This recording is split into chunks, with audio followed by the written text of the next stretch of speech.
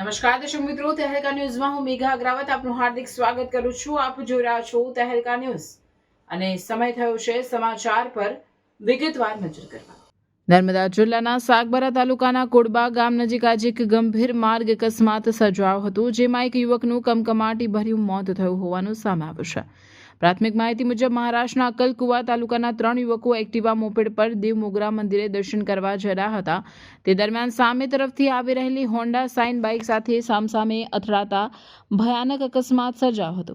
આ અકસ્માતમાં એક્ટિવા પર સવાર મહારાષ્ટ્રના અક્કલકુવા તાલુકાના કાકરપાડા ગામના ઈશ્વરબાઈનું ઘટના સ્થળે જ કમકમાટી ભર્યું મોત થયું હોવાનું સામે આવ્યું છે.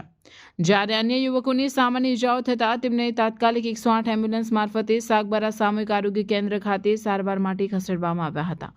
ઘટનાની જાણ થતાં સ્થાનિક લોકો મોટી સંખ્યામાં ઘટના સ્થળે એકત્રિત થયા હતા. પોલીસે પણ સ્થળ પર પહોંચી અકસ્માત અંગે વધુ તપાસ હાથ ધરી છે. રિપોર્ટર નાઇક પંકજ, સાગબારા, જિલ્લો નર્મદા.